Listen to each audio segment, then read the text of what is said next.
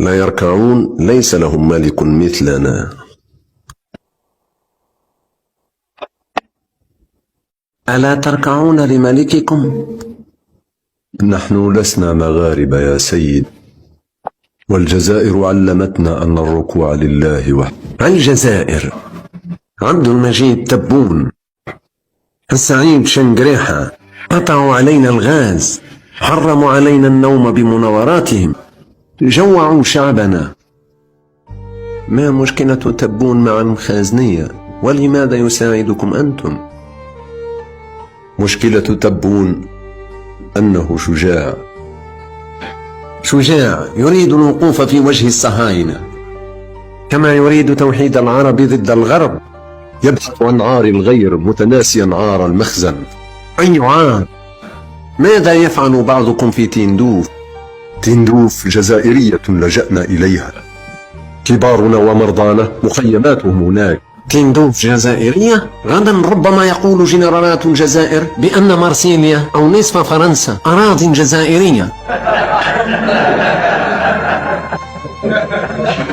لماذا لم تذهبوا إلى تندوف لشرب الشاي وتضعوا مسطاش هوارب مدي بدل النعناع؟ وهل نسيت السبت ومليلية؟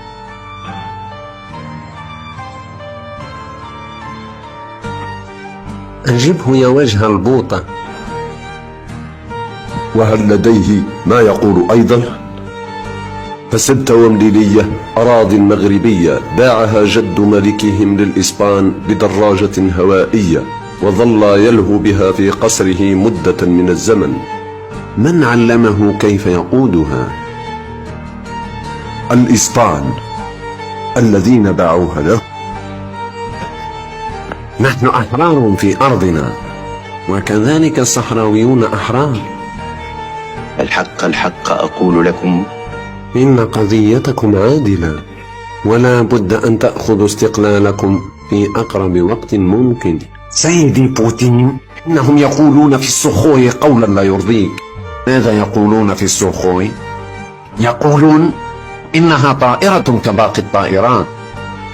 تكلموا، ماذا تقولون في السخوي؟ نقول فيها ما ذكره الجيش الجزائري، هي طائرة تستعمل للهجوم والمطاردة. فاسألهم من صنع الطائرة وكيف؟ ومن يصنع الطائرة غير روسيا الاتحادية؟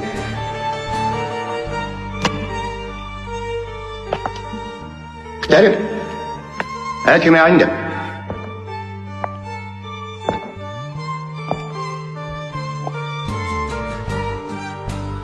إن النسخة والملقبة ببطة الجحيم قد تم تعديلها بالكامل في الجزائر. تعتبر بمثابة أعجوبة، لأنها قادرة على حمل رأس نووي والتحليق به في السماء. طارت في 5 جويليا الماضي ورآها الناس. أبهرت كل من في المنصة حين مرت فوق الجامع الكبير ونزلت لأجلها دموع تبون. صارت سيدة الأجواء في منطقة الساحل وحوض المتوسط، وهذا ما لم يتقبله المخزن وجنوده، لأنهم عملاء لأوروبا. وهذه هي القصة يا سيد بوتين.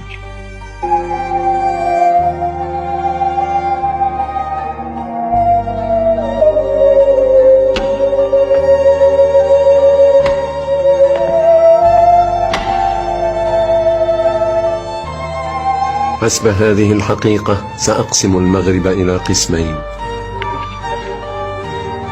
يا برويطة، أنت وملكك ستعيشون في جمهورية الريف في الجزء الشمالي، أما أنت ومن معك يا غالي أسسوا دولتكم في الجنوب، وسيحميكم الجيش الجزائري.